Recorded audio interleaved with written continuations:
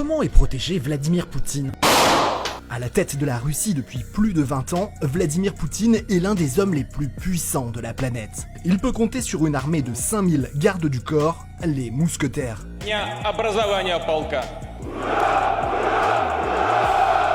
Ils sont pour la plupart tous issus du FSO, un groupe d'élite secret au sein des services de sécurité russes, et ils sont triés sur le volet et spécialement recrutés par Vladimir Poutine lui-même. Et pour devenir un mousquetaire, faut pas grand chose. Seulement être polyglotte, mesurer entre 1m75 et 1m90, peser maximum 90 kg, avoir une résistance physique et psychologique à toute épreuve, être toujours vêtu légèrement afin de rester mobile, et même quand il fait moins 10 degrés. Et en été, il leur est bien évidemment interdit de transpirer. Selon certains rapports, ils utiliseraient même des médicaments qui affecteraient les processus physiologiques. Et à 35 ans, hop, direction la retraite. Mais ce n'est pas tout.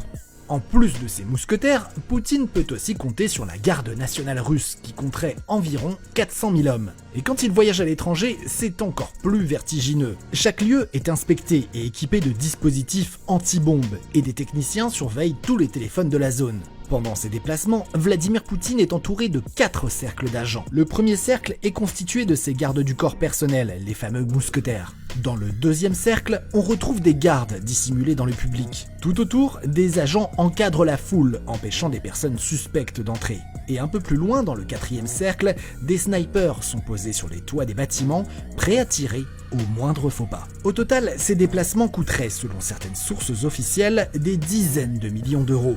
Et si tout cela vous paraît déjà énorme, ce ne sont pas les seules mesures de sécurité prises par Vladimir Poutine. Car au quotidien, les précautions sont tellement strictes que certains observateurs accusent le chef du Kremlin d'être complètement paranoïaque. Qu'est-ce que t'as? Tu veux te battre? Ouais, c'est vrai, tu m'impressionnes. Par exemple, l'une de ses plus grandes peurs est d'être empoisonné.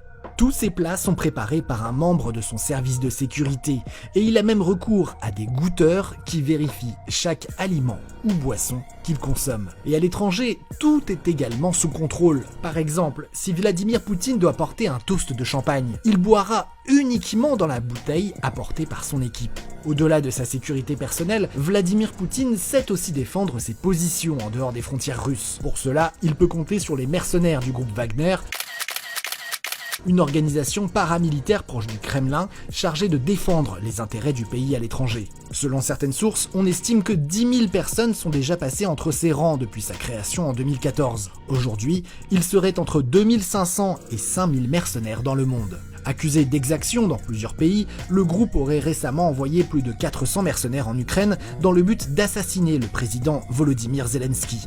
Paradoxalement, c'est depuis la guerre en Ukraine que les menaces sur la sécurité de Vladimir Poutine sont de plus en plus concrètes. Par exemple, le sénateur américain Lindsey Graham a récemment appelé à ce que quelqu'un élimine le président russe pour le bien de l'humanité. Et un entrepreneur russe réfugié aux États-Unis a même promis d'offrir $1 million à celui qui réussirait à l'arrêter. Alors, dans un tel contexte, jusqu'à quand la sécurité de Vladimir Poutine restera-t-elle infaillible ?